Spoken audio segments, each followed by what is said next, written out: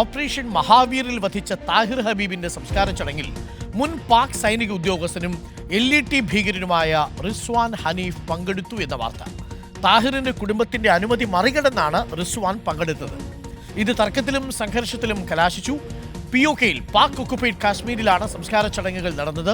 Nobel ബാരിക്കാരനോട് കൂടുതൽ വിവരങ്ങളുമായി. Nobel ബാരിക്കാരൻ, കുടുംബം ഈ റിസ്വാന്റെ സാന്നിധ്യം ആഗ്രഹിച്ചില്ല എന്ന് തോന്നുന്നു. പക്ഷേ എന്നിട്ടും അവിടെ റിസ്വാൻ എത്തിയെന്നാണ് നമ്മൾ മനസ്സിലാക്കുന്നത്. ലഷ്കർ-ഇ-തൊയ്ബയുടെ ഒരു ഉദ്യോഗസ്ഥൻ കൂടിയാണ് ഈ എത്തിയിരിക്കുന്ന ആളുകൾ. അപ്പോൾ സ്വാഭാവികമായും നമ്മൾ ഉദ്ദേശിച്ചത് കൃത്യമാണ്. ലഷ്കർ-ഇ-തൊയ്ബയുമായുള്ള ബന്ധം, പാകിസ്ഥാന്റെ ബന്ധം ഒരിക്കൽ കൂടി തെളിയിക്കുന്നതാണ് റിസ്വാന്റെ സംസ്കാര ചടങ്ങിൽ LET കമാൻഡറൊക്കെ പങ്കെടുക്കുക എന്ന് പറഞ്ഞാൽ. എന്താണ് കൂടുതൽ വിവരങ്ങൾ നോബൽ?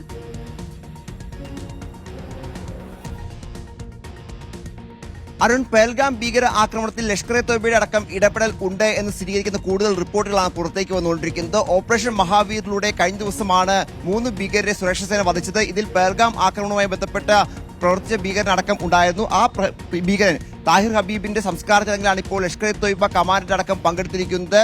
ഈ പാക് ഒക്കുപൈഡ് കാശ്മീരിലെ കൈഗാല ഗ്രാമത്തിലാണ് ഇദ്ദേഹത്തിന്റെ വീട്, ഈ ഭീകരന്റെ വീട്. ഇവിടെ നടന്ന ഈ ചടങ്ങിലേക്ക്, ഈ സംസ്കാര ചടങ്ങിലേക്ക് റിസ്വാൻ ഹനീഫ് എന്ന ലഷ്കർ-ഇ-തൊയ്ബയുടെ കമാൻഡറും മുൻ സൈനികവൻ, അതായത് പാകിസ്ഥാൻ സൈനികനുമാണ് ഇയാൾ എത്തിയിരുന്നു. ഒപ്പം ഇയാളുടെ അനുയായികളും എത്തിയിരുന്നു. കുടുംബാംഗങ്ങൾ ഇത്തരത്തിൽ ഭീകര സംഘടനകൾ പെട്ടവരോ അല്ലെങ്കിൽ ഭീകരവാദത്തിനുമായി ബന്ധപ്പെട്ടവരോ ഒന്നും ഇതിൽ പങ്കെടുക്കരുതെന്ന് കർശന നിർദ്ദേശം നൽകിയത്. പക്ഷേ അതിനെ മറന്നുകൊണ്ടാണ് ഇപ്പോൾ ഹനീഫ് ഇവിടെ എത്തിയത്, റിസ്വാൻ ഹനീഫ് അവിടെ എത്തിയത് എന്നാണ് വിവരം ഉള്ളത്. റിസ്വാൻ ഹനീഫ് എത്തുക മാത്രമല്ല, അനുയായികളടക്കം തോക്കടക്കമുള്ള സാമഗ്രികളുമായാണ് അങ്ങോട്ട് എത്തിയത്, ആയുധങ്ങളുമായാണ് അവിടെ എത്തിയത്.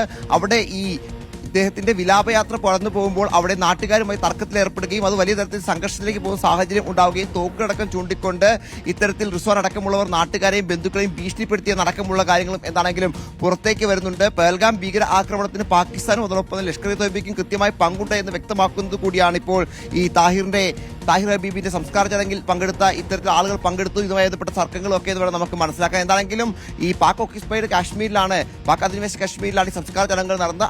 അവിടെയാണ് ഇപ്പോൾ ലഷ്കർ-ഇ-തൊയ്ബ കമാൻഡർ അടക്കമുള്ള ആളുകൾ എത്തി ഈ സംസ്കാര ചടങ്ങിൽ പങ്കെടുക്കുകയും അത് പ്രദേശവാസികളും അവിടുത്തെ കുടുംബാംഗങ്ങളും ഒക്കെ വലിയ തർക്കത്തിലേക്ക് സംഘർഷത്തിലേക്കും കാര്യങ്ങൾ പോവുകയും ചെയ്ത്. അരുൺ.